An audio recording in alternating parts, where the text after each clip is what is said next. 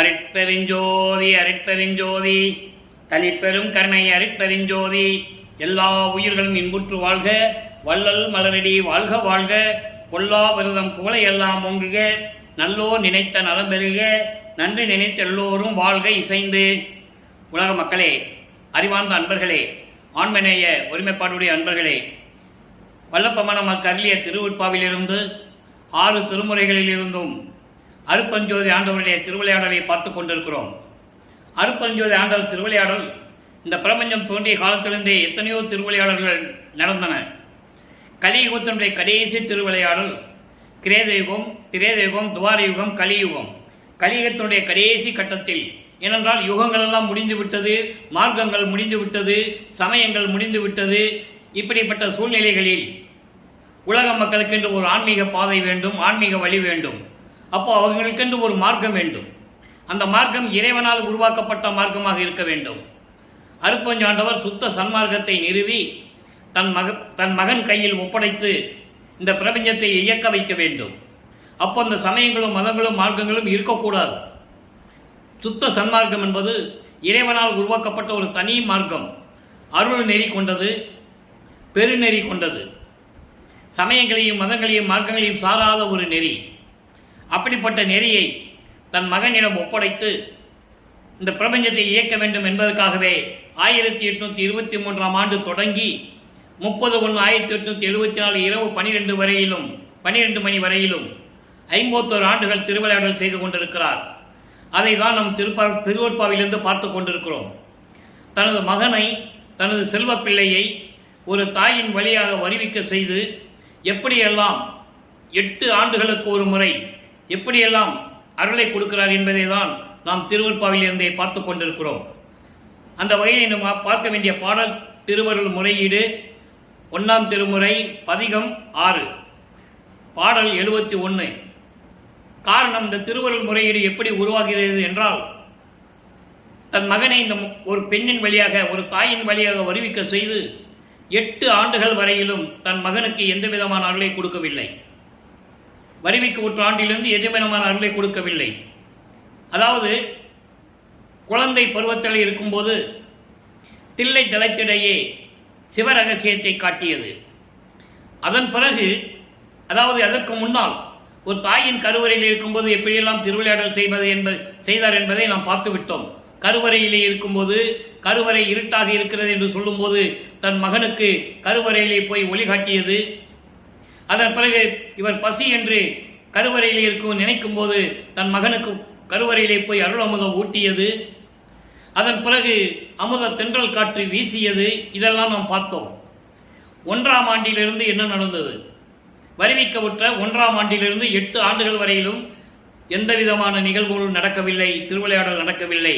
ஆனால் அவருடைய மனநிலை ஒரு நிலையில் இல்லை. 8 ஆண்டுகள் வரையிலும் எந்த விதமான ஒரு நிலையிலும் இல்லை. எந்த சாலைக்கும் போய் அவர் கல்வி கற்கவில்லை. காரணம், அந்த அறிவு எப்போ ஏற்படுகிறது என்பதை இப்போ நம்ம பார்க்க போகிறோம். 9ஆவது ஆண்டிலே இறைவன் இவர் முன்னால் தோன்றி, மகனே, நீ என் மகன், நீ என்னால் வருவிக்க உற்றவன், என்ன காரணம் என்பதை போக போக, அதாவது முன்பருவம் பின்பருவம் காட்டி உனக்கு அருள் செய்வேன் என்று கூறி புன்னகை வைத்து, அதாவது சிரிப்போடு மறைந்து விடுகிறார். மகனை பார்த்து சிரித்து மகிழ்ந்து விட்டு மறைந்து விடுகிறார். அதன் பிறகு நமது பிள்ளை பெருமானவர்களுக்கு இறைவனால் வருவிக்க உற்ற மகன் என்று மட்டும் தெரியும். வெளியே யாருக்கையும் சொல்லவும் முடியாது, சொல்லவும் கூடாது. அது தெய்வ ரகசியம். அதனால் இவர் யாருக்கையும் சொல்லவும் முடியாது, சொல்லவும் கூடாது. அந்த நிலையில் இருந்து கொண்டு அவர் மனநிலை எப்படி இருக்கும் என்பதை ஒவ்வொரு பாடலின் மூலமாக உலக மக்களுக்கு தெரிவிக்கிறார். உலக மக்களுக்கு தெரிவிப்பதற்காகத்தான் இந்த திருமுறையே உருவானது என்பதை இங்கு நான் பதிவு செய்ய கடமைப்பட்டிருக்கிறேன். திருவொற்பா திருமுறைகளாக உருவாகியது. இந்த மண்ணுலகிற்கு ஏன் வருவிக்க உற்றார், எதற்காக வருவிக்க உற்றார், அது எப்படி எந்தெந்த காலகட்டங்களில் இறைவன் அருட்பெருஞ்சோதி வந்து தன் மகனுக்கு அருளை கொடுத்தார் என்பதை தான் ஒவ்வொரு திருமுறையிலிருந்தும், ஒவ்வொரு பதிகத்திலிருந்தும், ஒவ்வொரு பாடலிலிருந்தும் நாம் பார்த்து கொண்டிருக்கிறோம். இப்போ நல்லா பாருங்க, பாடல் 71. இப்போ இவருக்கு சுத்த சன்மார்க்கத்தை பற்றி தெரியாது, வேறு எந்த நிலையும் அவருக்கு தெரியாது. ஆனால் இறைவன் வந்து ஆட்கொண்டவுடனே அறிவு ஓரளவு விளங்குகிறது. நல்லா புரிஞ்சுக்கணும். ஆட்கொண்டவுடனே அறிவு விளங்குகிறது. சுத்த சன்மார்க்கத்தை பெற்றால்தான் மெய்யறிவு கிடைக்கும். அதனுடைய விளக்கத்தை நம்ம பின்னால் பார்க்க போறோம். இப்போ அறிவு கிடைக்கிறது. அப்போ இறைவனை எப்படி முறையீடு செய்து வழிபடுகிறார், எப்படி பாடுகிறார் இறைவனை நினைத்து, உள்ளத்திலே இருக்கின்ற மன துயரத்தை, அதாவது அந்த துன்பத்தை, துன்பம் என்பது வேற எந்த துன்பமும் இல்லை அவருக்கு. இறைவனால் வருவிக்கப்பட்டவன் என்ற நிலை தெரிந்தும் இறைவன் தனக்கு வந்து இன்னும் அருளை கொடுக்கவில்லை என்ற நிலை மட்டும்தான் அவருக்கு மன வருத்தத்தை தருகிறது. ஏன்னா உலகில் இருக்கிறவங்களாம் சொல்றாங்க, இவர் வருவிக்க விட்டதனால் ஏற்பட்ட சொந்தம், அந்த உறவுகள், நல்லா புரிஞ்சுக்கணும் நீங்க. வருவிக்க விட்டதனால் ஏற்பட்ட சொந்தங்கள், உறவுகள், நட்புகள், இப்படியெல்லாம் கூட சேர்ந்துக்கிட்டு அவரை மிகவும் அவங்க பேசுகிற கேலி பேசு, ஏளன பேச்சுகள், கேலி பேசுறது, இதெல்லாம் நினைத்து அவர் மனம் துயரப்படுகிறது. நல்லா புரிஞ்சுக்கணும் நீங்க. அப்போ இறைவனிடம் எப்படி முறையீடு செய்கிறார் என்பதை திருவருள் முறையீடிலே பார்க்க போகிறோம். 71வது பாடல். அருள் கடலே, அருள் கடலே, அக்கடல் அமுதே, அவ்வமுதத்து உற்ற தெருள் சுவையே, அசுவை பயனே, மறை சென்னி நின்ற பொருள் பதமே. மறை என்பது வேதங்கள். ரிக்வேதம், யசுர்வேதம், சாமவேதம், அதர்வன வேதம். வேதங்களை பற்றி கொள்ளும்போது ஏற்கனவே ஒரு விளக்கம் கொடுத்திருக்கிறேன். அந்த பதிவை பார்க்காதவர்களுக்கு மீண்டும் ஒரு முறை சொல்லுகிறேன். ரிக்கு வேதம் என்பது இந்திரனை பற்றி புகழ்ந்து பாடுவது, பாடல்களை இயற்றி இந்திரனை பற்றி பாடுவது. யசூர் வேதம் என்பது பொதுவான வழிபாட்டு முறை, அதாவது ஒரு கிரியை என்பது ஏதாவது உருவங்களை பார்த்து வழிபடுவது. சைவ நெறியில் அவங்கள கிடையாது. சிவபெருமானையோ மற்ற அதாவது திருமாலையோ அவங்கள பற்றியெல்லாம் பாடுவது கிடையாது. நல்லா புரிஞ்சுக்கணும் நீங்க. இந்திரனை பற்றி பாடுவது ரிக்வேதம்.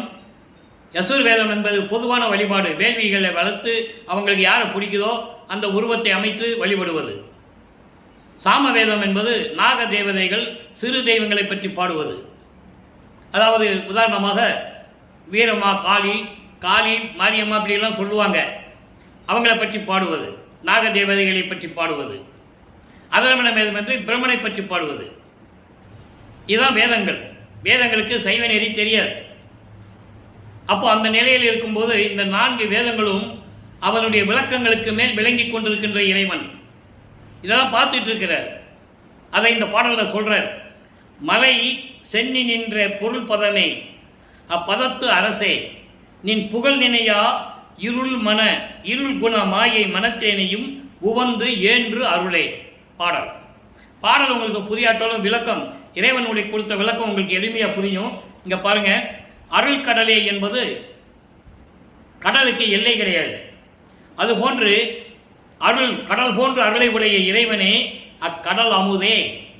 இதை ஒரு சூட்சமமான விளக்கத்தை கூறுகிறார். கடல் அமுது என்பது தேவர்களை காப்பாற்றுவதற்காக கடலை கடையும் போது, பார்க்கடலை கடையும் போது அங்கு அமுதம் உருகிறது. அந்த அமுது போன்ற இறைவனே, அமுதத்து உற்ற தெருள் சுவையே, அந்த அமுதத்தில் இருக்கின்ற அருள் வல்லமை கொண்ட இறைவனே, அசுவை பயனே. அப்போ அந்த பாம்பு விஷத்தை கக்கும்போது இவர் எல்லாருமே திகைச்சிக்கிட்டு இருக்காங்க. பிரம்மன்லேருந்து திருமாலிருந்து என்ன செய்யறதுன்னு தெரியல, எல்லாருமே முடிச்சுக்கிட்டு இருக்காங்க. அமுதம் விஷமாகி போச்சேன்னு உடனே சிவபெருமான் வந்து அந்த விஷத்தை மட்டும் தான் உண்டு கழுத்திலே நிறுத்தி கொள்ளுகிறார். அதனால் என்ன பயன் ஏற்பட்டது? தேவர்கள் காக்கப்பட்டார்கள், தேவர்களை காப்பாற்றினார். பாடலிலே சொல்லுவார், லட்சுமி, சரஸ்வதி, ருத்திரைகளுடைய தாலி பாக்கியத்தை, திருமாங்கல்ய பாக்கியத்தை காப்பாற்றியவர், தேவர்களுடைய மனைவிகளுடைய தாலிகளை காப்பாற்றியவர் என்று சொல்லுவார். ஆக எல்லாரையும் காப்பாற்றியவர். அதனால் அமுதத்தின் சுவையின் பயனே மறை சென்னி என்ற பொருள் பதமே. வேதங்களுடைய முடிகளுக்கு மேல், முடி மேல் என்பது சென்னி என்பது தலை என்பது விளக்கங்களுக்கு மேல் பொருள் பதமே. வேதங்களுடைய விளக்கங்களுக்கு மேல் விளக்கமாக நின்ற நிலையில் இருக்கின்ற இறைவனே, அம்பலத்தரசே, நின் புகழ் நினையா, உன்னுடைய புகழை நினைக்காமல் அறியாமையில் இருந்து கொண்டு மாயைகளையே குணமாக கொண்டு மாயைகளும் மயக்கங்களையும் உலக விடயங்களையும் மனதிலே வைத்துக்கொண்டு அந்த மனம் கொண்ட என்னையும் உவந்து மகிழ்ந்து ஏற்றுக்கொண்டு அருள வேண்டும். நான் முன்னால் வருவிக்க உற்றவன், எந்த அருளையும் நீ கொடுக்கவில்லை. இப்படிப்பட்ட இறைவன் நீ எப்படி? அதான் சொல்றாரு, அருள் கடலே, கடல் அமுதமே, அமுதத்தூற்ற தெருள் சுவையே, சுவை பயனே, மறைசனி நின்ற பொருள் பதமே, வேதங்களின் விளக்கங்களுக்கு மேல் விளங்கிக் கொண்டிருக்கின்ற இறைவனே, இப்படிப்பட்ட இறைவன் உன்னுடைய புகழை நினைக்காமல் அறியாமையில் இருந்து கொண்டு, ஏன்னாப்பா அவருக்கு எந்த நிலையும் தெரியாது. நல்லா புரிஞ்சுக்கணும். 9வது ஆண்டில் என்ன தெரியும்? வருவிக்க விட்டு 9வது ஆண்டிலிருந்து 12 ஆண்டுகளுக்குள்ள என்ன தெரியும்? ஒன்றும் தெரியாது. மனம் அலைபாய்கிறது, மனம் ஒரு நிலையில் இல்லை, மனம் துயரப்படுகிறது இறைவனை பார்க்க வேண்டும் என்பதற்காக. அப்போ அப்படிப்பட்ட மனம் கொண்ட என்னை உவந்து மகிழ்ந்து ஏற்றுக்கொண்டு எனக்கு அருள்வாயாக, விரைவில் வந்து நீ அருள வேண்டும், உனது வரவை எதிர்பார்த்து கொண்டிருக்கிறேன் என்று சொல்லி இந்த பாடலை அருளி இருக்கிறார்கள். இப்போ திருவருள் முறையீடு தொடங்கும் போது அவருக்கு வருவிக்க விட்டு 9லிருந்து 12 ஆண்டுகளுக்குள் இந்த நிலை தொடர்கிறது. 13வது ஆண்டில் அவர் மனம் திருவொற்றியூருக்கு போக சொல்லுகிறது. அங்கே இறைவனுடைய திருவிளையாடல் மனதை தூண்டி விடுகிறது. அது வரைக்கும் அவர் திருவொற்றியூர் போகலை. அப்போ ஆண்டுகள் கடந்து கொண்டிருக்கிறது. 51 ஆண்டுகளுக்குள் எல்லா நிலைகளையும் மகனுக்கு தர வேண்டும், உலக மக்களுக்கு இது தெரியப்படுத்த வேண்டும். இந்த நிலையில் இருக்கும்போது 13வது ஆண்டில் வருவிக்க விட்டு 13வது ஆண்டில் திருவொற்றியூர் செல்லுகிறார். அங்கே 2ஆம் திருமுறை உருவாகிறது.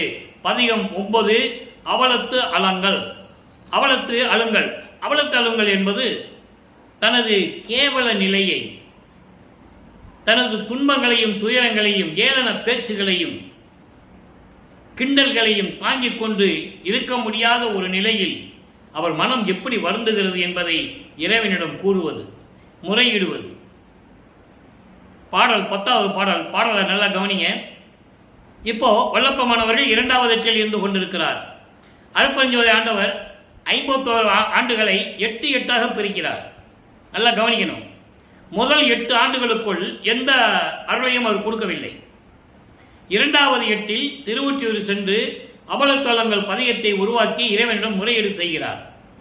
நல்லா புரிஞ்சுக்கணும். இப்போ என்ன நடக்குது? அடியேன் அல்லன் எனினும், நல்லா கவனிங்க. இங்கே சொல்றது அதே பாடலுக்கு எப்படி 4ஆம் திருமுறையில உருவாகிறது, எப்படி பதில் கிடைக்கிறதுன்னு நீங்க கவனிக்கணும். அதுக்கு தான் இதெல்லாம் சொல்றது. அடியேன் அல்லன் எனினும் அடியேன் ஆக நின்றனன், அடியேன் ஆக நின்றனன் அம்மை இம்மையினும். இந்த 2 வரிக்கு முதல்ல விளக்க சொல்றேன். மொத்தம் 8 வரி பாடல். இந்த 2 வரிக்கு முதல்ல சொல்றேன். அடியேன் அல்லன் எனினும் அடியேனாக நின்றனன் அம்மை இம்மையினும். அதாவது உன்னால் வருவிக்க உற்ற நான் இப்பொழுது நான் உனது அடியனாக இல்லை என்றாலும், எனக்கு முன்னால் அவருக்கு தெரியாது, இருந்தாலும் இந்த மண்ணுலகத்திற்கும் விண்ணுலகத்திலும் உனக்கு நான் அடியனாக இருப்பேன், அதற்காக நான் காத்து கொண்டிருக்கிறேன் என்று சொல்லுகிறார். நல்லா புரிஞ்சுக்கணும். இதுக்கு பதில் எங்க கிடைக்கும்? பதில் கொடுக்கணும்ல. 4ஆம் திருமுறையில் இன்னைக்கு பார்க்க போறோம். இப்போ அடியேன் எனினும் அடியேனாக நின்றனன் அம்மை இம்மையினும். அம்மை என்பது விண்ணுலகம், இம்மை என்பது மண்ணுலகம். ஆக உனக்கு நான் இப்போ அடியேன் இல்லை, நீ என்னை ஆட்கொள்ளவில்லை, அடைக்கலம் கொடுக்கவில்லை, அதாவது சரணம் என்ற நிலையில் என்னை நீ வைத்திருக்கவில்லை. ஆக உன்னால் வருவிக்க உற்ற நான் இப்பொழுது இந்த மண்ணுலகில் அடியனாக இல்லை என்றாலும் இனிமேல் வருங்காலங்களில் விண்ணுலகத்திலும் மண்ணுலகத்திலும் நான் உனக்கு அடியனாக இருப்பேன். அதுக்காக நான் காத்து கொண்டிருக்கிறேன். நின்றனன், காத்து கொண்டிருக்கிறேன். அடுத்த 2 வரி பாருங்க. கடியேனின் பிழை யாவையும் பொறுக்க கடன் உனக்கு அல்லால் கண்டிலன். ஐயா கடவுளே, எப்படி கடியனின்னு சொல்ற? இரக்கம் இல்லாத மனம் கொண்டவன். அப்ப அவர் இரக்கம் உயிர்மையெல்லாம் தெரியாது. சுத்ததான் மார்க்கத்தை பெற்றால்தான் அது தெரியும். சமயங்களிலும் மதங்களிலும் மார்க்கங்களிலும் உயிர்மையெல்லாம் கிடையாது, ஜீவகாண்டிய ஒழுக்கம் கிடையாது, உயிர் இரக்கம் கிடையாது முதல்ல. அதனாலதான் அவர் சொல்றாரு, கடியனின் பிழையாவையும் பொறுக்க கடன் உனக்கு அல்லால். உனக்கு தானே கடமை. உன்னால் வருவிக்கு உற்ற மகன் நான். இப்போ உயிர் இறக்கம் என்ன என்று தெரியாமல் நின்று கொண்டிருக்கிறேன். இதையெல்லாம் நீக்கி எனக்கு அருளை கொடுக்க வேண்டும் அல்லவா? வேற யார் எனக்கு கொடுப்பா? கண்டிலன். உன்னை அல்லால் நான் கண்டிலன். உன்னை தவிர இவனை யாருக்கு தெரியாது எனக்கு. அதான் ஒரு பாடல்ல சொல்லுவாரு, நான் அடிக்கடி சொல்லியிருக்கேன், உன்னை மறக்கவும் மாட்டேன், மற்ற தெய்வங்களை மதிக்கவும் மாட்டேன்னு சொல்லுவாரு. அதோடு மட்டுமல்ல, இன்னொரு பாடல்ல சொல்லுவாரு, பூவை விட்டு புல்லெடுப்பார் போல். பாடலை நல்லா கவனி. இந்த உதாரணங்களை சொல்லணும், மக்களுக்கு தெரியணும். எப்படியெல்லாம் வல்லற்பமானவர்கள் இறைவனால் வருவிக்கு உற்ற பிறகு எப்படியெல்லாம் துன்பப்பட்டார், தன் மகனை எப்படியெல்லாம் ஆட்டி படைக்கிறார் அருட்பெருஞ்சோதி ஆண்டவர். காரணம், மகன் பக்குவப்பட வேண்டும். ஒரே நோக்கம்தான், பொறுமை, பக்குவப்பட வேண்டும், அருள் பக்குவப்பட வேண்டும் என்பதற்காகத்தான் இதை சொல்றாரு.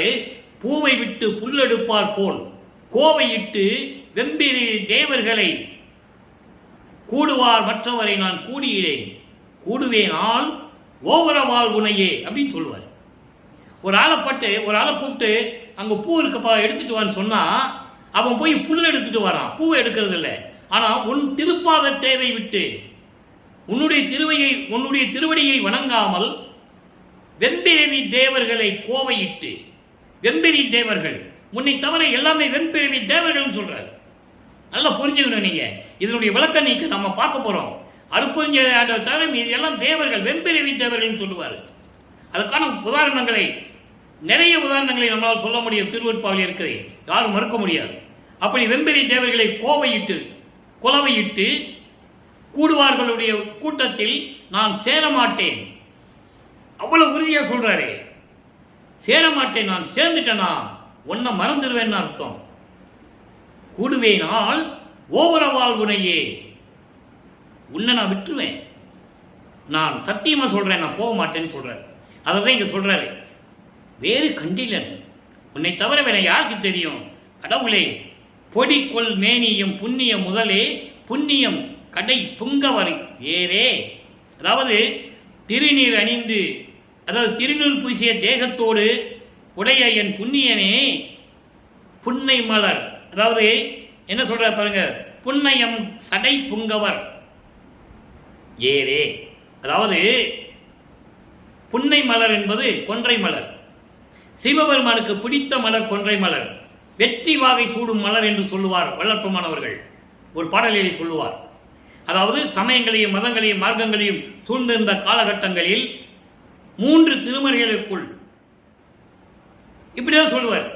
ஏன்னா அப்படிதான் சொல்லணும், அவருக்கு அப்பதான் அதான் தெரியும், வேற தெரியாது. ஏன்னா பிரபஞ்சம் தோன்றிய காலத்திலிருந்தே சொல்லி சொல்லி மக்கள் மனதில் ஊறிவிட்டது. இந்த வேதங்களும் ஆகமங்களும் சமய தலைவர்களும் மத தலைவர்களும் மார்க்கத்தினுடைய தலைவர்கள் எல்லாம் சேர்ந்து சிவபெருமானை எப்படியெல்லாம் உருவகப்படுத்தினார்கள் என்பதை நம்ம 4 திருமுறை வரைக்கும் பார்க்கலாம். 4ஆம் திருமுறைய கடைசியில தான் சொல்லுவார். அப்போ கூட அருட்பெருஞ்சோதி சொல்ல மாட்டார். 6ஆம் திருமுறை சுத்த சன்மார்க்கத்தை வாங்கிய பிறகுதான் 33வது ஆண்டுக்கு பிறகுதான் சொல்லுவார். வருவிக்க விட்டு 33 ஆண்டுகளுக்கு பிறகுதான் சொல்லுவார். அதை இன்னைக்கு நம்ம பார்க்க போறோம். அதனால தான் இந்த விளக்கம் உங்களுக்கு கொடுத்துட்டு இருக்கேன். கொன்றை மலர் சூடி சடையிலே சூடிய இறைவன் காலை வாகனம் மீது வருகின்றவர். ஏறுனா காலை வாகனம், எருது. காலை வாகனம் மீது சடையிலே கொங்கை மலர் சூடிய இறைவனே, செடியர் தேடும் உரா திவ்ய ஒளியே. இந்த வரி அண்டர்லைன் பண்ணணும், அடிக்கோடிட்டு சொல்லுகிறேன். எப்படி? செடியர் தேடு உரா திவ்ய ஒளியே. செடியர் தேடு உரா என்பது இங்கே தீயவர்கள் இறைவனை தேடினாலும் அவர்கள் இறைவனை பார்க்க முடியாது. தீயவர்களும் பஞ்சகம் மனமுடையவர்களும் இறைவனை தேடி சென்றாலும் கூட இறைவன் தென்பட மாட்டார், இறைவனை பார்க்க முடியாது என்று சொல்லுகிறார். இங்கே செடியர் என்ற வார்த்தையை அங்கே 6ஆம் திருமுறைக்கு வரும்போது பிரம்மனும் திருமாலும் மற்ற தேவர்களும் இறைவனை பார்க்கவில்லை என்று சொல்லுவார். அதை இன்னைக்கு நம்ம பார்க்க போறோம். அதான் இங்கே செடியர்னு சொல்லுவார். இங்கே செடியர் தான் அவர் சொல்லணும், வேற யாரும் அவருக்கு தெரியாது. அப்போ அப்படிப்பட்டவருடைய உள்ளத்தில் இருக்காத திவ்ய ஒளியே, தேடியும் கிடைக்காத அருள் ஒளியே, திவ்ய ஒளியே, திகழும் ஒற்றியூர் தியாகமாமணியே, ஒற்றியூர் தியாகமணியே. அதாவது திருவொற்றியூரில் விளங்கிக் கொண்டிருக்கின்ற தியாகராஜ பெருமானே, என்னுடைய இறைவனே, விரைவில் வந்து எனக்கு அருள்வாயாக என்று சொல்லுகிறார். அதாவது இந்த பாடலுடைய சுருக்கம் என்னவென்றால், உலக மக்களுக்கு என்ன சொல்றாரு? நான் இந்த நிலையில் இருந்து கொண்டிருக்கிறேன் என்று சொல்றார். உலக மக்களே, நான் இப்பொழுது அடியனாக இல்லை, இறைவனால் வருவிக்க உற்று நான் இந்த நிலையில் இருந்து கொண்டிருக்கிறேன். ஆனால் எப்படியும் விண்ணுலகத்திற்கும் மண்ணுலகத்திற்கும் நாம் இறைவனுடைய அடியனாக நான் மாறுவேன். அதற்காக நான் காத்து கொண்டிருக்கிறேன். அவர் மனசுல தோணுது. நல்லா புரிஞ்சுக்கணும். இறைவன் உள்ள இருந்து உள்ளத்துல மனசுல உறுத்தி சொல்றாரு.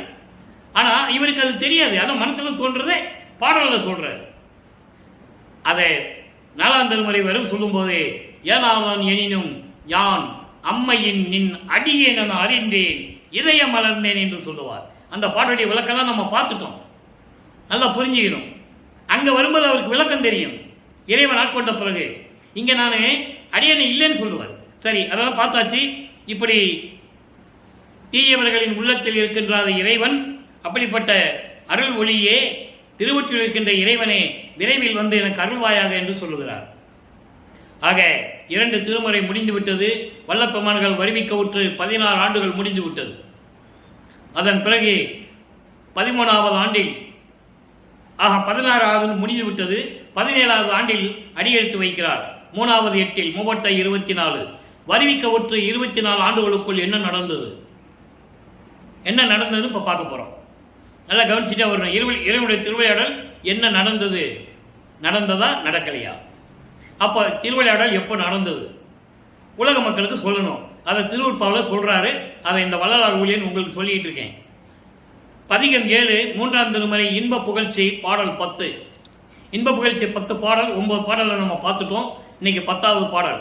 இன்ப புகழ்ச்சி என்பது ஏற்கனவே நான் கூறியது போல, மகளுடைய தாய் தன் பெண்ணுடைய காதலை எப்படி ஏற்றுக்கொள்ளுகிறாள், மகளிடம் சொல்லுகிறாள். தாய் என்பது உள்ளம் சொல்லுகிறது. ஏன்னா இவர் இந்த உள்ளம் தான், இந்த மனம் தான் இவரை திருவொற்றில் போக தூண்டுது. அப்போ உள்ளம் சொல்லுது. அதை நம்ம அந்த விளக்கத்தை பார்க்க போறோம். பாருங்க, இறைவனை, அதாவது ஏன் தன்னை பெண்ணாக உருவப்படுத்துகிறார், உள்ளத்தை பெண்ணாக உருவப்படுத்துகிறார் என்றால், ஒரு காதலை ஒரு பெண் வழியாக சொன்னால் அது சிறப்பாக இருக்கும். அப்போ தன் மகள் ஒரு ஆண்மகனை காதலிக்கிறாள், அவன் எப்படிப்பட்டவன் என்று தாய் விசாரிக்கிறாள்.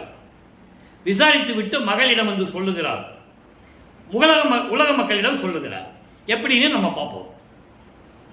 மாறி திரிவார் மனம் அடையார், மாறி திரிவார் மனம் அடையார், வணங்கும் அடியார் மனந்தோறும் வீரி திரிவார். நல்லா புரிஞ்சுக்கணும். வெறுவெளியில் மேவா நிற்பார், விறகு விலை கூறி திரிவார், விறகு விலை கூறி திரிவார், குதிரையின் மேல் ஏறிக்கொள்வார், பசுவில் கோல் வலையோடு ஏறி திரிவார், மகளை நீ ஏதுக்கு அவரை விளைந்தனையே. இது பாடல். பாடல் உங்களுக்கு ஒண்ணுமே புரியாது. இறைவன் விளக்கம் பாருங்க. எப்படிப்பட்ட இறைவன், இப்படிப்பட்ட இறைவன் நீ போய் விரும்புறியே, நீ அவனை காதலிச்சு திருமணம் செய்து என்னத்தை நீ அனுபவிக்க போற அப்படின்னு ஒரு தாய் மகளிடம் சொல்லுவது போல சொல்லுது. இப்போ உள்ள அவர்கிட்ட சொல்லுது, இல்ல அப்படிப்பட்ட இறைவன் இல்லைன்னு சொல்லி உலக மக்களுக்கு தெரிவிக்கிறார். எப்படிப்பட்ட இறைவன்? மாறி திரிவார் மனமுடையார், தன்னை வணங்காதவர்களின் மனத்தில் இருக்க மாட்டார், தன்னை வணங்காதவர்களுக்கு அருளை கொடுக்க மாட்டார். வணங்கும் அடியார் மனந்தோறும் வீரி திரிவார், தன்னை வணங்குகின்ற அடியார்களுடைய மனங்களில் வெற்றி வாகையோடு அருள் வாகையோடு அவர் மனங்களில் இருந்து கொண்டிருப்பார், உள்ளத்திலே இருப்பார். வெறுவெளியில் மேவா நிற்பார், வெட்ட வெளியிலாம் அவர் இருந்ததே இல்லை. நல்லா கவனிக்கணும். வெட்ட வெளியில் சிவபெருமான் இல்லை என்பதை இங்கு சொல்லுவார். அதே சுத்த சரணாகத்தை பெற்ற பிறகு அருப்பெருஞ்சோதி ஆண்டவர் வெட்ட வெளியில் இருப்பார் என்று சொல்லுவார். சிவபெருமானுக்கும் அருப்பெருஞ்சோதிக்கும் உள்ள வித்தியாசத்தை நீங்கள் தெரிஞ்சுக்கணும். இவர் சைவ சமயத்துடைய தலைவர்கள், பல ரூபங்களாக இருந்தவர்கள். சிவபெருமான், நடராஜன், காலத்துக்கு ஏற்றபடி, யுகங்களுக்கு ஏற்றபடி, அடியார்களுக்கு ஏற்றபடி பல ரூபங்களிலே தெரிந்தவர்கள்.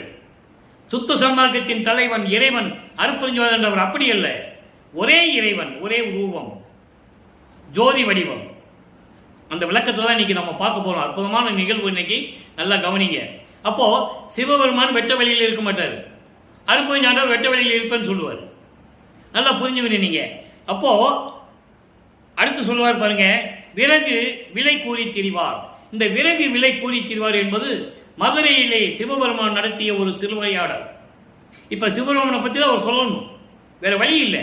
ஏன்னா சமயங்களும் மதங்களும் மார்க்கங்களும் கலந்த சூழ்ந்த காலகட்டத்தில் இவரும் அப்படிதான் திருநூறு பூசிக்கிட்டு உத்தராட்சி மாலையை போட்டுக்கிட்டு கடுக்கான் போட்டுக்கிட்டு எல்லாமே இருக்கிறார். பூ போட்டுக்கிட்டு ஊதுபத்தி கொளிச்சுக்கிட்டு எல்லாம் செஞ்சுக்கிட்டு தான் இருக்கிறாரு. இல்லைன்னு சொல்லவே முடியாது. அவர் உள்ளதை உள்ளபடி கூறுகிறார். அப்படி ஏன் இருந்தார் என்பதை பேரு உபதேசத்தில் சொல்வார். அற்ப அறிவாக இருந்தது, அதனால் இருந்து விட்டேன் மக்களே என்று சொல்லுவார். அந்த விளக்கத்தையும் நம்ம பார்க்க போறோம். இப்போ இந்த ஏன் இப்படி இருந்தாரு, சுத்த சன்மார்க்கத்தை மக்கள்கிட்ட சொல்லணும். அப்ப சொல்லும் போது இதுல இருந்தேன், இதுல ஒண்ணு இல்லைன்னு சொல்லணும். சாதியும் மதமும் பொய்யே அவற்றின் புகுதாதீர், சிவம் ஒன்றே பொருள் என கண்டறிவேன். எங்க ஞானசரியில் சொல்லுவாரு. சுத்த சன்மார்க்கத்தை வாங்கின பிறகு நம்ம அப்ப அதனுடைய விளக்கத்தை பார்ப்போம். இப்போ இந்த பாடலுடைய விளக்கம். விலை கூறி திரிவார் மதுரை மாநகரிலே கூடல் மாநகரிலே ஒரு விறகு வெட்டியாக தலையிலே விறகு சுமந்து கொண்டிருந்தார் சிவபெருமான். காரணம், அதாவது வரகுண பாண்டியனுடைய அரசாட்சி அங்கு செய்து கொண்டிருக்கும் போது சேமநாத பாகவதர் என்ற ஒரு பாடகர் தன் பாட்டிற்கு உன்னுடைய பாடகன் தோற்றுவிட்டால் இந்த பாண்டிய நாடு எனக்கு அடிமையாக வேண்டும் என்று ஒரு ஆணவத்தோடு வந்து கொண்டிருந்தான்.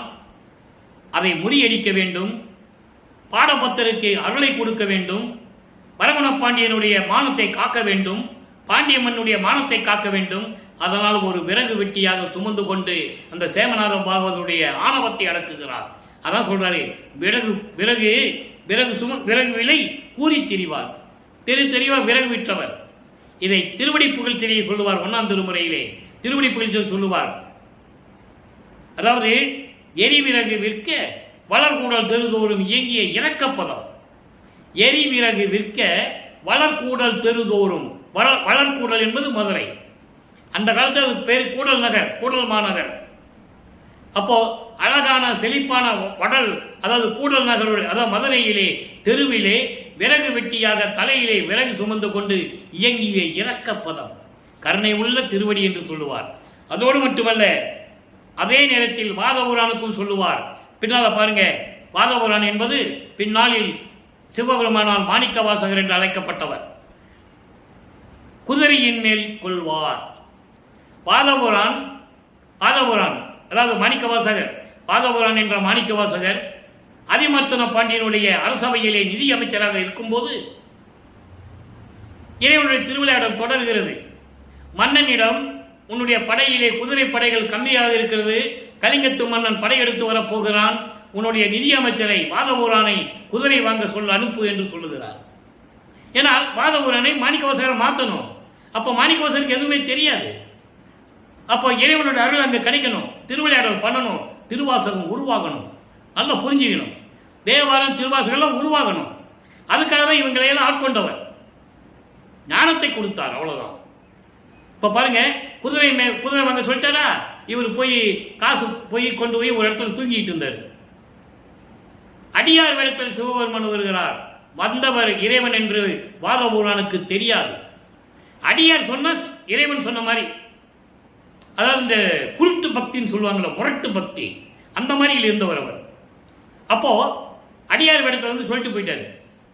அடியார் சொன்னா சிவபெருமான் சொன்ன மாதிரி சொல்லி கோயிலை கட்டிட்டார். பொற்காசுகளை விற்று கோயிலை கட்டிட்டார். மன்னர் தேடுறாரு, போனவனை காணோம், குதிரையும் காணோம். ஒற்றன் போய் சொல்றான், அவன் கோயில் கட்டி சாமியார் ஆயிட்டான்றாரு. உடனே கூட்டு வந்து ஜெயிலில் போடுறாங்க. அப்போ வாதபுரானை ஆட்கொள்ள வேண்டும், சுடுமணல்ல கட்டி வைக்கிறாங்க வைகை ஆத்துல. அந்த மாதிரிலாம் நிறைய கதைகள் இருக்கு. அதை இங்கு சுருக்கமாக சொல்றாரு. குதிரை மேல் ஏறி வருவார். மாணிக்கவாசகருக்காக, வாதபுரானுக்காக குதிரைகளை திரட்டி கொண்டு ஒரு குதிரையின் மேலே ஏறி சேவனாக வருவார். அதை இங்க சொல்றாரு. அப்படி வரும்போது பசுவில் கோல் வலையோடு ஏறி திரிவார். பசுவில் கோல் வலையோடு ஏறி திரிவார் என்பது காளை வாகனம் மீது ஏறிக்கொண்டு அருள் வல்லவத்தோடு சுற்றி கொண்டு இருப்பார். இப்படி எல்லாம் இருக்கின்றவனை நீ காதலித்து என்ன செய்ய போற அப்படின்னு இந்த உள்ளம் கேட்கிறது. எதுக்காக விளைந்தாய், எதற்கு விரும்பினாய், எப்படி விரும்பினாய் என்று தாய் கேட்பது போல, உள்ளம் கேட்பது போல இந்த பாடலை அருளி இருக்கிறார்கள். ஆக உலக மக்களே, இதனால் தெரிந்து கொள்வது என்னவென்றால், உலக மக்களே, நான் வருவிக்க உற்று, இறைவனால் வருவிக்க உற்று 24 ஆண்டுகள் வரையிலும் எனக்கு எந்த விதமான இறைவன் அருள் கொடுக்கவில்லை. அதை நினைத்து நினைத்து என் மனம் துன்பப்பட்டது. எப்படிப்பட்ட இறைவன் தெரியுமா? தன்னை வணங்குகின்றவருடைய உள்ளத்தில் இருப்பார், வணங்காதவர்களுடைய உள்ளத்தில் இருக்க மாட்டார். மதுரையிலே இப்படியெல்லாம் திருவிளையாடல் செய்தவர், மாணிக்கவாசகருக்காகவும் சேமவத பாகவருக்காகவும் வரகுண பாண்டியனுக்காகவும் இப்படியெல்லாம் அருள் செய்தவர். அவர் இன்னும் என்னை அருளை கொடுக்கவில்லை என்று சொல்லி உலக மக்களுக்கு தெரிவிக்கிறார். ஆக 3 திருமுறை வரைக்கும், அதாவது வருவிக்க உற்று 24 ஆண்டுகள் வரையிலும் வல்லப்பெருமானவர்கள், நமது பிள்ளை பெருமானவர்கள் இறைவனிடம் எந்த அருளை பெறவில்லை என்பது நீங்கள் புரிந்து கொள்ள வேண்டும். அடுத்து 4ஆம் திருமுறை உருவாகிறது. அப்போ வல்லப்பெருமானவர்கள் இந்த மண்ணுடைக்க வருவிக்க உற்று 4×8 32, அதாவது வருவிக்க உற்று 32 ஆண்டுகள் ஆகிறது. இந்த 8 ஆண்டுகளுக்குள், அதாவது 25வது ஆண்டிலிருந்து 32 ஆண்டுகளுக்குள் என்ன நடந்தது? இங்கே தான் அற்புதங்களே நடக்கும். அது ஏற்கனவே நம்ம பார்த்துட்டோம். பார்க்காதவங்க நம்ம பதிவை பாருங்க. அருட்பெருஞ்சோதியினுடைய திருவிளையாடலும் பதிவு போட்டிருக்கோம். இன்னைக்கு 71வது பதிவு. இதுக்கு முன்னால் இந்த பதிவுகளை நீங்கள் பாருங்க. வேற எதுக்காக நான் உங்களை பார்க்க சொல்லலை. இப்படிப்பட்ட ஒரு இறைவன் இருந்ததே உலக மக்களுக்கு தெரியாது. இப்படி ஒரு திருவிளையாடல் நடந்ததே உலக மக்களுக்கு தெரியாது. இப்படிப்பட்ட ஒரு இறைவனுடைய மகன் சாதாரணமாக ஒரு தாயின் வழியாக வருவிக்க விட்டதே தெரியாது. யாரும் பேசல, பொதுப்படையா பேசினாங்க. மருதுள்ள பிறந்தாரு, போனாரு, வந்தாரு, மூணாரு, மறைஞ்சாரு, இப்படிதான் பேசினாங்க. அருட்பாவில் இருக்கின்ற விளக்கங்களை, அந்த நுணுக்கத்தை, இறைவனுடைய திருவிளையாடலை 202 ஆண்டுகளாக உலக மக்களிடம் யாரும் கூறவில்லை என்பதுதான் சத்தியமான உண்மை. இப்போ அன்பு மாலையில பார்க்குறோம் பாருங்க. 27வது பாடல் 4ஆம் திருமுறை உருவாகிறது. 32 ஆண்டுகளுக்குள் இருந்து கொண்டிருக்கிறார். இப்போ 27வது ஆண்டில் ஒரு திருவிளையாடல். அது தினமும் சொல்லிதாகணும். இறைவனுடைய அருட்பெருஞ்சோதியுடைய திருவிளையாடல் சொல்லும்போது தனக்கோடி அம்மையாருக்கு தாலி கட்டியது, விமோசத்தை மோட்ச வீட்டை காட்டியது, விமோசனம் கொடுத்தது, சொல்லிதான் ஆக வேண்டும். பாடலில் இருக்கிறது, 4ஆம் திருமுறையிலே இருக்கிறது.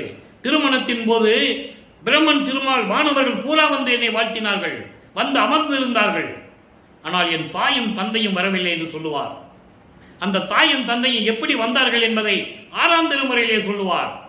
2 குதிரை மாட்டின தேர்ல வந்து என்னுடைய தாய் சிவகாமி வள்ளியும் என் தந்தை அருட்பெருஞ்ஞாண்டவரையும் என்னை வாழ்த்தி விட்டு போனார்கள் என்று சொல்லுவார். இதெல்லாம் திருவருட்பாவிலே இருக்கிறது. அப்போ 27வது ஆண்டில் தனக்கோடி அம்மையாருக்கு தாலி கட்டி, திருமாங்கல்யம் பூட்டி, மோட்ச வீட்டை காட்டி, விமோசனத்தை காட்டியது. நல்லா புரிஞ்சுக்கணும். அது முடிந்த பிறகு அன்பு மாலை உருவாகிறது. இதெல்லாம் முடியணும்.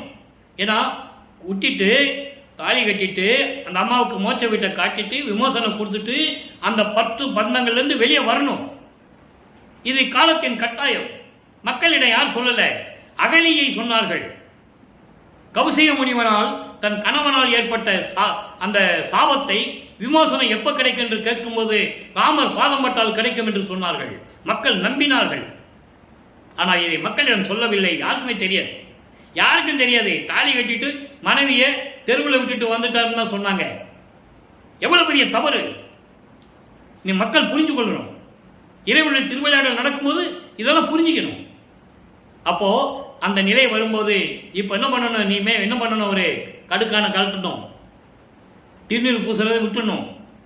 எந்த மத சடங்குகளையும் சம்பிரதாயங்களையும் அவர் ஏற்றுக்கொள்ளக்கூடாது. சமயங்களையும் மதங்களையும் மார்க்கங்களையும் விடணும். அப்போ விடும்போது தான் சுத்த சன்மார்க்கம் உருவாகிறது. அதை நம்ம பின்னால் பார்ப்போம், 5 நிமிஷம் கழிச்சு பார்ப்போம். இப்போ 32க்குள்ள என்ன நடந்தது? அன்பு மாலை பாடல் 27. இதை கேட்கிறவங்களுக்கு ஆச்சரியமா இருக்கும். இவ்வளவெல்லாம் திருவருட்பாவில் இருக்குதா? இவ்வளவு திருவிளையாடல் நடந்திருக்கா? என்கிட்ட கேட்டுக்கிட்டே இருக்காங்க. தொலைபேசி மூலியமாக சரி, நேர பார்க்கும்போது சரி, ஐயா இந்த மாதிரி விஷயங்களை யாருமே சொல்லலையா, உங்களுக்கு எப்படி தெரியும்னு கேட்பாங்க. இறைவன் கொடுத்த விளக்கம்னு சொல்லுவேன். தமிழ் இலக்கியம் நான் படிச்சிருக்கேனா? இல்லை. நான் படித்ததா வேறு டிகிரி, பிஎஸ்சி மேத்ஸ், எம்காம் இந்த மாதிரி படித்தவன். ஆனால் தமிழ் இலக்கணம் ஒரு துளியால் கூட எனக்கு தெரியாது. இறைவன் கொடுத்த விளக்கம். இறைவன் என்னை ஆட்கொண்டு சதுரகிரியிலே வைத்து 6 திருமுறைக்கு விளக்கம் கொடுத்த ஒரு வளர்ப்பெருமான். அதை மக்களுக்கு சொல்லிக் கொண்டிருக்கிறேன் யூடியூப் மூலியமா. கவனிங்க. ஐயறிவில் நல்லா கவனிக்கணும். இது அற்புதமான பாடல். எந்த ஜென்மத்துக்கும் சரி இந்த பாடலை உங்களால் கேட்கவே முடியாது. ஐயறிவில் சிறிதும் அறிந்து அனுபவிக்க தெரியாது அழுது கலித்தாடுகின்ற அப்பருவத்து எளியே. அப்பருவத்து எப்பருவம்? 9வது ஆண்டு. நல்லா கவனிக்கணும். 9வது ஆண்டு எளியேன் மெய்யறிவில் இருந்து சிறந்தவரும் கழிக்க உன்னை பாடி விரும்பி அருள் நெறி நடக்க விடுத்தனை. அண்டர்லைன், நீ என்றோ.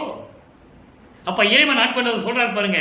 ஐயறிவு என்பது கடவுள் அறிவு, கடவுள் அறிவு என்பது மெய்யறிவு. நான் ஏற்கனவே கூறியிருக்கிறேன், அறிவு என்பது வேறு, ஞான அறிவு என்பது வேறு, மெஞ்ஞான அறிவு என்பது வேறு. மெஞ்ஞானம் அறிவு என்பது கடவுள் அறிவு. அதங்க ஐயறிவு என்று சொல்லுகிறார். ஐயறிவு சிறிதும் அறிந்து அனுபவிக்க தெரியாது. அப்ப எனக்கு மெஞ்ஞானம் இல்லைன்னு சொல்றாரு. இப்போ சுத்த சன்மார்க்கம் இருக்குது தெரியும், இன்னும் வாங்கல. நல்லா கவனிக்கணும். சுத்த சன்மார்க்கம் இருக்குது தெரிஞ்சு போச்சு, அவங்க அப்பா வந்து சொல்லியாச்சு. அப்போ இதெல்லாம் விடணும்ப்பா, அதனால தான் உன்னை கடத்தி கொண்டு வந்திருக்கேன்னு சொல்லியாச்சு. அதை சொல்றாரு. ஐயறிவு தெரியாமல் அதை அனுபவிக்க முடியாமல் நான் அழுது, அப்போ அவருக்கு தெரிஞ்சு போச்சு மெஞ்ஞான அறிவு இருக்கு, கடவுள் அறிவு ஒன்று இருக்கு அப்படின்னு தெரிஞ்சு போச்சு. அப்போ அழுகுதாள். அழுது கழித்தாடுகின்ற பருவத்து சிறியன், அதாவது சந்தோஷமா விளையாடக்கூடிய அந்த சிறிய பருவத்திலே கடவுள் அறிவு கிடைக்கவில்லை என்று சொல்லி நான் அழுது புலம்பி எவ்வளவு துன்பப்பட்டேன். அப்போ இப்ப என்ன நடக்குது பாருங்க. மெய்யறிவில் சிறந்தவரும் கழிக்க, மெய்யறிவை பெற்றுக்கொண்டவர்கள் மகிழும்படி, என்னை பார்த்து மகிழும்படி, என்னை பார்த்து மகிழும்படி உன்னை பாட விரும்பி, உன்னை பாட விரும்பி அருள் நெறி நடக்க பிடித்தனை. இங்க அருள் நெறின்னு தான் சொல்லுவாரு, இன்னும் சுத்த சன்மார்க்கம் சொல்லல. நான் அதுக்கு தான் சொன்னேன், அருள் நெறி வேறு, பெருநெறி வேறு. அருள்நெறி பெருநெறி எல்லாம் ஒன்று, சுத்த சன்மார்க்க நெறி. மீதி நெறியெல்லாம் வேறு, அதெல்லாம் சிறுநெறி, புன்னெறி, சிறுநெறி அப்படின்லாம் சொல்லுவார். அருள் நெறி நடக்க விடுத்தனை, எனக்கு திருவிளையாடல் செய்து எனக்கு அருளை கொடுத்தாய். நீ என்றோ, நீ அல்லவா எனக்கு கொடுத்த. ஆக மெஞ்ஞான அறிவை பெற்றுக்கொண்டார். நல்லா புரிஞ்சுக்கணும். மெஞ்ஞான அறிவை பெற்றுக்கொண்டார், அருள் நெறி தெரிஞ்சிருச்சு, இன்னும் வாங்கலை. அருள் நெறி என்பது சுத்த சன்மார்க்க நெறி, இன்னும் வாங்கலை. இன்னும் ஒரு வருஷம் இருக்குது அதுக்கு. இது 32க்குள்ள தான் நடக்குது, 32 ஆண்டுகளுக்குள். வல்லப்பெருமானை பற்றி கூறும்போது நான் ஏற்கனவே கூறியிருக்கிறேன். அவரை பற்றி பேசும்போது தயவு செய்து யாராக இருந்தாலும் சரி வயதை குறிப்பிட்டு பேசாதீர்கள். உங்கள் காலில் விழுந்து வணங்குகிறேன். அவர் ஒவ்வொரு யுகத்திலையும் இருந்த இறைவன், ஒவ்வொரு யுகத்திலையும் இருந்தவர் திருவருட்பாவிலே உண்டு. அதுக்கான ஆதாரங்கள் நிறைய உண்டு திருவருட்பாவிலே, என்னால் கூற முடியும். ஆக வல்லப்பெருமான் வருவிக்கு ஊற்றாண்டில் என்று கூறுங்கள். ஏன் இந்த பிரபஞ்சம் தோன்றிய அத்தனை தலைவர்களையும் கர்த்தாக்களையும் தத்துவினுடைய தலைவர்கள் எல்லாம் வயது பற்றி சொல்லவில்லை. ஆனால் இவரை மட்டும் வயது பற்றி குறிப்பிட்டார்கள். காரணம், சுத்த சன்மார்க்கத்தை ஏற்றுக்கொள்ள அவர்களுக்கு மனம் இல்லை. எல்லாருமே சமயங்களையும் மதங்களையும் மார்க்கங்களையும் சார்ந்து கொண்டிருப்பதனால் இவரை ஒரு சாதாரண மனிதனாகவே, ஒரு துறவியாகவும் ஞானியாக என்றுதான் சொன்னார்கள். துறவி என்று சொன்னார்கள், ஞானி என்று சொன்னார்கள், விஞ்ஞானி என்று சொன்னார்கள், பாடலாசிரியர் என்று சொன்னார்கள், இப்படியெல்லாம் உரையாசிரியர் என்று சொன்னார்கள். ஆனால் யாரும் அவரை கடவுள் என்று சொன்னதில்லை. இந்த வள்ளலார் ஊழியர் அதை மனப்பூர்வமாக பெருமிதத்தோடு உள்ள பூரிப்போடு சொல்லிக்கொள்ள விரும்புகிறேன். அப்படிப்பட்ட நிலையில் என்று சொல்றாரே, எனக்கு மெய்யறிவு தெரிஞ்சு போச்சு, அதை எனக்கு கொடுத்துட்ட, ஆனால் அருள் நெறியில் நடக்கணும்னு நீ சொல்லிட்ட. எப்படி சொல்ற பாருங்க, அருள் நெறி நடக்க விதித்தனை நீ என்றோ. அடுத்து சொல்றாரே, பொய்யறிவில் சொல்லிட்டாரா. பொய்யறிவு, சமயங்களும் மதங்களும் மாற்றி சொல்லப்பட்ட நெறிகளும் பொய்யறிவு புலை மனத்து கொடியே. பொய்யறிவில் நான் இருந்தேன், சமயங்களிலும் மதங்களிலும் மார்க்கங்களில் இருந்து கொண்டு நான் இருந்து கொண்டது உண்மை. அந்த சடங்குகளை எல்லாம் பின்பற்றிக் கொண்டிருந்தது உண்மை. அப்படிப்பட்ட மனக்கொடியேன் முன்பிறப்பில். இங்கே முன்பிறப்பு என்பது உலகியலுக்காக இந்த பாடல் அந்த வரி போட்டிருக்காரு. முன்பிறப்புன்றது ஒரு சூட்சமம் இருக்கிறது. இறைவன் கொடுத்த விளக்கம், முன்பிறப்பு என்பது சென்ற யுகங்களில். அதற்கான ஆதாரங்கள் இருக்கிறது. அதில் ஒரே ஒரு பாடல் மட்டும் சொல்லுகிறேன். புதியன் என்று என்னை போக்குதரோ நீர் பூர்வித்தினும் உன் திருவடிகளுக்கு அன்பு பூண்டவன். அந்த பலன் கணக்கினை பார்ப்பதில் என்ன, இப்போ எதுக்கு அதை பார்த்துட்டு இருக்கேன்னு கேட்கிறார். திருவீட்டில் வச்சு கேட்கிறார். நான் ஒவ்வொரு யுகத்திலும் கூட இருந்தவன் தானே, இப்போ மட்டும் பல கணக்கை பார்த்துக்கிட்டே நீ வாட்டி என்னை ஒதுக்கி வச்சுக்கிட்டே இருக்கேன். நான் என்ன வேற ஆளா, புதியனா, வேட்டு மனிதனா, நான் உன் மகன் இல்லை அப்படின்னு கேட்கிறாரு. அதை தான் இங்கே சொல்றாரு, முற்பிறப்பில் புரிந்த தவம் யாது, அதை நீயே சொல்லிடுன்ற. அதனால் புகன்று அருள வேண்டும், அதனையும் நீ சொல்லிடு. அதை நீ சொல்லிடு. ஏன் இப்படி எனக்கு மறைப்பு நிலை கொடுத்த, எதுக்காக கொடுத்த நிலையை நீ சொல்லிடு. நான் மனதார மகிழ்ந்து கொண்டு இருப்பேன், நான் எதுவும் தெரியாமல் இருக்கிறேன்னு சொல்லி இந்த பாடலை கூறியிருக்கிறார். அடுத்து பாருங்க, துய் அறிவுக்கு அறிவாகி மணிமண்டில் நலம் செய்யும் சுத்த பரிபூரணமாம் சுகர்வ பொருளே. அற்புதம் எதையும் சொல்லலை, மறைமுகமாக சொல்றாரு. நல்லா கவனிக்கணும். இப்போ இங்கே சிவபெருமான் வராது, நமச்சிவாய வராது, ஓம் நம சிவாய வராது, சிவசிவா வராது, தியாகராஜ பெருமான் வராது, மாசிலாமணி வராது, நடராஜன் வராது, எதுவுமே வராது 4ஆம் திருமுறைக்கு வரும்போது. நல்லா புரிஞ்சுக்கணும். நீங்கள் சுகப்பொருளே, பேரின்பமாக இருக்கின்ற சுகப்பொருளே, சுத்த பரிபூரணமாம் பிரபஞ்சத்தில் பரிபூரணமாக இயங்கிக் கொண்டிருக்கின்ற இறைவனே என்று சொல்லுகிறார். சுத்த சன்மார்க்கு வரும்போது எப்படி சொல்லுவார்னு பார்க்க போகிறோம். இப்போ இப்படியெல்லாம் முடிஞ்சிருச்சு. தனக்கொடி அம்மையாருக்கு மோட்ச வீட்டை காட்டியது, அதன் பிறகு இறைவன் ஆட்கொண்ட பிறகு எப்படியெல்லாம் மெய்யறிவு எனக்கு கிடைச்சது, எப்படி என்ன அருள் நெறியிலே நடக்க சொன்ன, இந்த விளக்கங்கள்லாம் இப்போ நம்ம பார்க்க போகிறோம். எங்கே? 6ஆம் திருமுறையிலே 33வது ஆண்டு தொடங்குது. சுத்த சன்மார்க்கத்தை வாங்கிட்டார். சுத்த சன்மார்க்கத்தை வாங்கணும்னு என்ன நடக்குது பாருங்க. சுத்த சன்மார்க்கத்தை வாங்கணும்னு என்ன நடக்கும்? இப்போ அந்த ஐயறிவு சொன்னார்ல, அது அகவல்ல ஒரு இடத்துல சொல்லுவார், அது சொல்ல மறந்துட்டேன். இப்போதான் இறைவன் உணர்த்துறாரு. வையமும் வானமும் வாழ்த்திட எனக்கு அருள் ஐயறிவு. நல்ல கவனிங்க. அதாவது வையமும் வாழ்த்திட எனக்கு அருள் ஐயறிவு அளித்து அருப்பறிஞ்சோரி. அங்கே ஐயறிவு எனக்கு கொடுக்கலன்னு சொல்றாரு. இப்ப நம்ம பார்த்த பாடல்ல எப்படி ஐயறிவில் சிறிதும் அறிந்து அனுபவிக்க தெரியாது அழுது. அந்த விளையாடுற பருவத்தில் நான் சந்தோஷமா இருக்க நேரத்தில் ஐயறிவுன்னு என்னன்னு தெரியாம நான் எப்படி அழுதுகிட்டு இருந்தேன்னு சொல்லுவார். இங்க என்ன சொல்றாரு அகவல்ல? வையமும் வானமும் வாழ்த்திட எனக்கு அருள் ஐயறிவு. அருள் ஐயறிவு என்றால் கடவுளுடைய மெய்யறிவு. திருப்பி சொல்ல போனா நுண்ணறிவுன்னு கூட சொல்லலாம். ஆனா மெய்யறிவு தான் கரெக்டா இருக்கும். ஏன்னா மெஞ்ஞானம் ஞானம், அறிவு மெய்யறிவு, அப்படி அந்த வகையில் வரும்போது மெய்யறிவு. மெய்யறிவு இறைவனுடைய அறிவு எனக்கு அளித்த அருட்பெருஞ்சோதி. தெளிவா சொல்றாரு, அளித்த அருட்பெருஞ்சோதி கொடுத்துட்டாரு சொல்லிட்டாரா.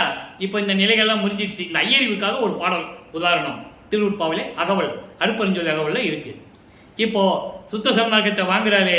அப்போ இவருக்கு மனம் பொறுக்கல, ஏதாகுமோ என்னாகுமோ தெரியல அவருக்கு. ஏன்னா சமயங்களும் மதங்களும் மார்க்கங்களிலிருந்து வந்துட்டாரு. இன்னும் சுத்தமா அருட்பெருஞ்சாண்டவர் வந்து எந்த விதமான ஒரு இதையும் ஒரு பெறல, சாசனம் பெறல, அதிகாரத்தை வாங்கல, கொடுத்துட்டாரு. என்ன மகனே வச்சுக்கணும் கொடுத்துட்டாரு. சுத்த சன்மார்க்கத்தை பெற்றேன், இரமாவை உற்றேன் கான் தோழின்னு சொல்லுவாரே. எங்க அனுபவ மாலையில சொல்லுவார். எப்ப சுத்த சன்மார்க்கத்தை பெற்றாரு?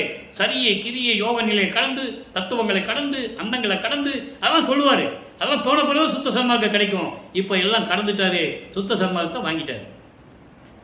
பிள்ளை பெரு விண்ணப்பம். இறைவனுடைய செல்வ பிள்ளை விண்ணப்பம் வைக்கிறார் அப்பா கிட்ட. நல்ல கவனிங்க. 119வது பாடல்.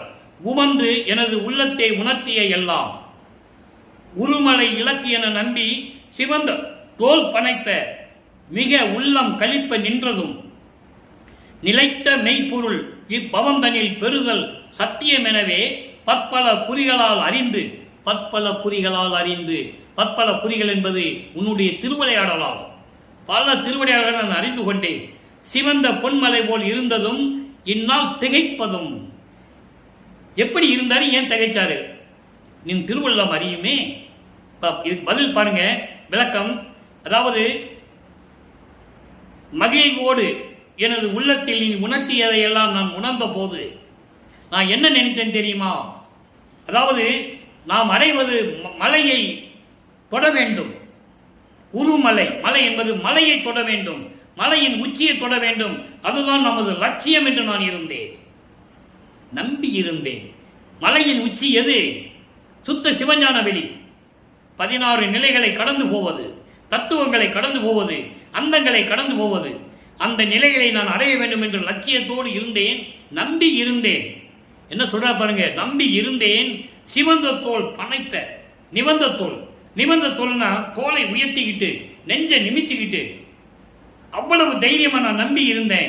எப்படியாவது நாங்கள் போய் சேர்ந்துருவேன். எப்படி சொல்றாரு பாருங்க. அப்படி இருந்தேன். உள்ள மிக களிப்ப நின்றதும், உள்ள மகிழ்ச்சியோடு நான் நின்றதும், அதற்கு நிலைத்த மெய்ப்பொருள் இப்பவந்தனில் பெறுதல் சத்தியம். பவம் என்பது இந்த பிறப்பு இறப்பு இல்லாத ஒரு நிலை. இந்த உலகிலே பிறப்பு இறப்பு இல்லாத ஒரு நிலையை, அந்த நிலைத்த மெய்ப்பொருளை எப்படி நான் வாங்கிக் கொள்ளுவேன், இது சத்தியம், உண்மையாக வாங்கிக் கொள்ளுவேன் என்று நான் உறுதியாக நம்பிக்கொண்டு இருந்த போது எப்படி இருந்து சொல்றார் பாருங்க, எப்படி உடம்பு சிலுக்குது பாருங்க. நான் என்று இருந்து பற்பல குறிகளால் அறிந்து உன்னுடைய திருவிளையாடல்களினால் அனைத்து நிலைகளையும் நான் அறிந்து இமயமலை போல சிவந்த பொன்மலை இமயமலை போல உயர்ந்து நின்றேன். அப்படி நான் இருந்ததும் அதன் பிறகு நான் திகைத்ததும், அப்ப இடையில திருவிளையாடல் தடைபடுது. அதை ஒரு பாடலில் சொல்லுவாரு, என்ன தடையோ தெரியவில்லைன்னு சொல்லுவார். அப்படி இருந்தது உன்னுடைய திருவள்ளம் அறியும் என்று சொல்லுகிறார். அடுத்து சிவ தரிசனம். இன்னைக்கு விளக்கம் நிறைய இருக்குது பாருங்க. சிவ தரிசனம் 23 7வது பாடல். மா நிரு பாதிவர் சூழ மணிமூடி தான் பொறுத்தே மண்ணால வானால மனதில் நினைத்தேனா. மண்ணால வானால, அதாவது மண்ணுலகத்திலே மன்னவர்கள் சூழ நான் முடிசூட விரும்பினேனா. விண்ணுலகத்திலே தேவர்கள் சூழ பிரம்மன் திருமால் மற்ற எல்லாரும் சூழ நான் இந்த மணிமகுடம் சூட நான் விரும்பினேனா. தேன் ஒருவா மொழிச்சியரை தேன் ஒருவா மொழிச்சியர், தேன் போல இனிமையாக பேசக்கூடிய பெண்களை பார்த்து நான் சந்தோஷமாக இருக்க வேண்டும் என்று நான் விரும்பினேனா. இதை ஏன் சொல்றாருன்னு புரிஞ்சுக்கணும். ஏன்னா காமத்தை கடக்க வேண்டும், உலக ஆசைகளை கடக்க வேண்டும், தன்னுடைய விடயங்களையும் பற்றுகளையும் நீக்க வேண்டும். அதைத்தான் இங்க சொல்றாரு. அப்படி காமத்தை நான் விரும்பினேனா, தீஞ்சுவைகள் விரும்பினேனா, நல்ல உணவு தீஞ்சுவை உணவுகளை நான் விரும்பினேனா, தீமைகளை செய்தேனா, நான் ஒரு பாவமும் அறியேன். உன்னாலே வருவிக்க விட்டு இதெல்லாம் நான் செஞ்சேனா. நானே ஒரு பாவம் அறியாத என்ன கொண்டு வந்து மண் உலகளை சிக்க வச்சு இவ்வளவு துன்பத்தில் மாட்ட வச்சுட்டியே. உன்னிடம் நான் செல்வ பிள்ளையாக எப்படி வளர்ந்துகிட்டு இருந்தேன். தங்க தொட்டிலும் வைர தொட்டிலும் பவள தொட்டிலும் இருக்க என்னை கொண்டு வந்து மண் உலகத்தில் ஒரு செவிலி தாயிட்ட கொடுத்துட்டேன்னு சொல்லுவாரு. பாடல்ல இருக்கு. அவருடைய நிலையை சொல்லுகிறான். எப்படிப்பட்டவன் நான், இங்க கொண்டு வந்து என்னை இப்படி பச்சவனை பண்ண வச்சுட்டியே. அதோடு மட்டுமல்ல, நன்னிதியே, எனது நாயகனே, எனது பொது விளங்கும் நடராஜபதியே. நான் நல்லா சொல்றேன், மறுபடியும் சொல்றேன். நடராஜபதின்னு சொல்லும்போது நீங்க நடராஜன் கிட்ட போயிடக்கூடாது. அவன் சைவ சமயத்தின் தலைவன் நடராஜன். இங்க நடராஜபதி என்பது எல்லா நடனங்களுக்கும் அதிபதியாக இருக்கக்கூடிய அருப்பெருஞ்சோதி. நல்லா புரிஞ்சுக்கணும் நீங்க. அப்போ எனது நாயகனே நன்னிதியேன்னு சொல்லுவார். இங்க சிவபெருமான் சொன்னாரா, தியாகராஜ பெருமான் சொன்னாரா? சொல்ல மாட்டாரு. அதை ஞானசரியில் சொல்லுவாரு, எனது உரிமை நாயகனே, வணைந்து ஏத்துவன் சொல்லுவார். நன்னிதியே, ஞான நடத்தரசே, என் உரிமை நாயகனே என்று வணைந்து ஏத்துவது நான் நம்பி உலகில் மரணமில்லா பெருவாழ்வில் வாழ்ந்திடலாம் கண்டீர். இப்படியெல்லாம் இறைவனை அழைத்து வணங்க சொல்றேன். அதாவது ஏன் ஒருமைகளை போல் நீ இருக்கின்றாய், ஏன் என் மேல அன்பு இல்லாத போல நடிச்சுக்கிட்டு இருக்க, ஏன் திருவிளையாடல் செஞ்சுக்கிட்டு இருக்க, இது உனக்கு அழகா? என் ஒருமை அறியாயோ நீ? என்னுடைய ஒருமைப்பாடு, என்னுடைய அன்பை பற்றி உனக்கு தெரியாதா? யாவும் அறிந்தாயே என்று சொல்லி இந்த பாடலை எழுதிக்கிறார்கள். அடுத்து வாதனை கழிவு. அடுத்த பதிகம் 24 வாதனை கழிவு. இதுக்கெல்லாம் பதில் வரணும்ல. கருணை கருத்து மலர்ந்து எனது கலக்கம் அனைத்தையும் தவிர்த்து தருணத்து அருளாவிடில் அடியேன் தரியேன் தளர்வேன். தளர்வதுதான் அருண சுடரே, நின் அருளுக்கு அழகோ? அழகு என்று இருப்பாயே தெருநல் பதம்சார் அன்பர் எல்லாம் சிரிப்பார், நானும் திகைப்பேனே. என்ன சொல்றாரே? கருணை கடலே, நீ என் உள்ளத்தில் இருந்து மலர்ந்து என் கலக்கத்தை எல்லாம் நீக்கி எனக்கு அருளை கொடுக்காவிட்டால் நான் சகித்துக் கொள்ள முடியாது, தளர்வேன். தளர்வதுதான் அருப்பெருஞ்சோதி ஆண்டவரே, உனக்கு அழகா? அழகு என்று நீ இருந்தால் சுத்த சன்மார்க்கத்தை சேர்ந்த அன்பர்கள் எல்லாம் சிரிப்பார்களே. பெற்ற பிள்ளையை வீதியில் விட்டுவிட்டான் என்று சிரிப்பார்களே. நானும் திகைத்துக் கொண்டுதானே இருப்பேன் என்று சொல்லிக் கொடுக்கிறார். அடுத்து தனித்திரளங்கள் 156வது பாடல், பதிகம் 110. நேரம் கடந்து கொண்டிருக்கிறது, அதனால் விளக்கம் விரைவாக சொல்லுகிறேன். காற்றாலே புவியாலே ககன மதனாலே கனலாலே புனலாலே கதிராதியாலே கூற்றாலே பிணியாலே கொலக்கருவியாலே கோலாலே பிறவி ஏற்றும் கொடும் செயல்களாலே வேற்றாலே எஞ்சான்றும் அழியாத விளங்கும் மெய்யளிக்க வேண்டும் என்றேன், விரைந்து அளித்தான் எனக்கே. அதாவது ஐம்பூதங்களால், நிலம் நீர் நெருப்பு காற்று ஆகாயம், இவைகளாலும் கிரகங்களாலும் ஒளிக்கதிர்களாலும், அக்கினி சூரியன் சந்திரன் நட்சத்திர பொருள்கள், இவங்கள ஒளி பொருள்கள், இவங்களாலையும் எனக்கு எந்த விதமான கிரகங்களாலையும் பிறவி பிறவி இறப்பு, அதாவது பிறப்பு இறப்பு என்ற தொல்லைகளெல்லாம் இல்லாமல் வேற எதனாலையும் எஞ்ஞான்றும் நான் அழியாத வடிவத்தில் இருக்க வேண்டும் என்று எனக்கு அந்த உடம்பை கொடு என்று சொன்னேன், விரைந்து வந்து கொடுத்தான் என்று சொல்கிறார். புரிஞ்சிச்சா? அருட்பெருஞ்சாண்டவர் அருளை கொடுத்து விட்டார். ஏற்றாலை இழிவு என நீர் நினையாதீர் உலகீர். உலக மக்கள் சொல்றாரே, நான் சொல்லுதெல்லாம் சும்மா பொய் சொல்றேன், வேணும்னு சொல்றேன், ஏளனமா சொல்றேன்னு நினைக்காதீங்க உலக மக்களே. எந்த அருட்பெருஞ்சோதி ஆண்டவரை இறைவனை சார்வீரே, நீங்கள்லாம் சுத்த சன்மார்க்கத்திற்கு வந்து அருட்பெருஞ்சோதி ஆண்டவரை வணங்க வேண்டும் என்று சொல்லுகிறார். அடுத்து மெய்யருள் வியப்பு ஒரு பாடல். 12 ஆண்டு தொடங்கி, நல்லா கவனிக்கணும், 6ஆம் திருமுறையில் சொல்றாரு, 12 ஆண்டு தொடங்கி இற்றைய பகலில் வரையுமே, அதாவது 9வது ஆண்டிலிருந்து 12 ஆண்டு வரைக்கும், 13வது ஆண்டு தொடக்க வரைக்கும், அதிலிருந்து 32 ஆண்டு வரைக்கும் நான் இந்த மண்ணுலையிலே பட்ட துன்பங்கள் எல்லாம் நினைத்தால் மலையும் அழுகும், கல்லு கூட அழுகும். துணியா தந்த பாடு முழுவதும் சுகமாயிற்றே. சுத்த சன்மார்க்கத்தை பெற்ற பிறகு எல்லாம் பெற்றுக்கொண்டு நான் பேரின்பமாக இருக்கிறேன். துரையே, என் மெய் அருளுக்கு இங்கு எனக்கு சொந்தமாயிற்றே, இந்த மண்ணுலகிலே உன்னுடைய அருள் எனக்கு சொந்தமாயிற்றே என்று கூறி இந்த பாடலை அருளியிருக்கிறார்கள். அடுத்து அம்பலவாணர் வருகை 26, 27வது பாடல் 113. இன்னும் தாழ்ந்து அங்கே இருப்பது அழகன்று. அதுக்காக தான் இந்த விளக்கத்தை உங்களுக்கு கொடுக்கிறேன். அங்கே இருப்பது அழகன்று, எங்கே? விண்ணுலகத்தில் அங்கே இருக்கிறது அழகன்று, இன்னும் தாமதிக்க கூடாது, இது தருணம், இங்கு வாரி, இங்க மண்ணுலகத்துக்கு வந்துரு, இனிமேல் அங்க நம்ம 2 பேரும் அங்க போக வேண்டாம், இங்கே இருந்துக்கலாம். அங்க நிகழ்ந்ததுதான் சித்தி வளாகத்தில் 30/1/1874 இரவு 12 மணிக்கு நடந்தது. அடுத்து இருமையும் ஆயினீர் நீர். இருமை என்பது மண்ணுலகம் விண்ணுலகம், மண்ணுலகம் விண்ணுலகம், உலகியல் வாழ்க்கை அருளியல் வாழ்க்கை, இப்படி எப்படி வேணா நீங்க அர்த்தக்கலாம். சிற்றின்பம் பேரின்பம் எல்லாமே நீதான் சொல்றாரு. இடர் தவிர்த்து இன்பம் என கழித்து ஆளற்கு இது தருணம். எல்லா இடர்களையும் நீக்கி, சமயங்களையும் மதங்களையும் மார்க்கங்களையும் எல்லாம் நீக்கி எனக்கு அருளை கொடுப்பதற்கு இதுதான் தருணம். இங்கு வாரி, உடனே மண்ணுலகத்திற்கு நீங்க வாருங்கள், நான் அங்கு வரமாட்டேன், நீதான் வர வேண்டும். உறுதியா சொல்றாரு. அவர் வர்றாரு, மகனோட இணைஞ்சிக்கிறாரு, இறைவனாக்கிட்டாரு. ஆக வல்லற்பெருமான் தான் அருட்பெருஞ்சோதி, அருட்பெருஞ்சோதி தான் வல்லற்பெருமான். இன்றளவுக்கு நடந்த திருவிளையாடலை மட்டும் பார்த்தோம். மீண்டும் நாளை தொடரும். எனவே அன்பர்களே, நீங்களாம் சுத்த சன்மார்க்கத்தில் சேர்ந்து மகாமந்திரம் சொல்லி இறைவனுடைய அருளையும் செல்வங்களையும் எல்லாம் பெற்று கொலையும் கொலையும் தவிர்க்க வேண்டும். மாமிசத்தை நிறுத்த வேண்டும். உயிர்களை கொலை செய்வதை நிறுத்த வேண்டும். ஒருமைப்பாட்டோடு இருக்க வேண்டும். ஆன்மநேய உயிர் நேயத்தோடு இருக்க வேண்டும். இறைவனை வணங்கி எல்லா பொருளையும் பெற்று இந்த வையகத்தில் நீங்கள் வாழ்வாங்க வேண்டும் என்று வாழ்த்தி விடைபெறுகிறேன். இந்த வள்ளலார் ஊழியன். மீண்டும் நாளை சந்திப்போம். நன்றி, வணக்கம். அருட்பெருஞ்சோதி அருட்பெருஞ்சோதி தனிப்பெருங்கருணை அருட்பெருஞ்சோதி. மீண்டும் நாளை அருட்பெருஞ்சாண்டோடைய திருவிளையாடல் தொடரும். தொடர்ந்து பாருங்கள்.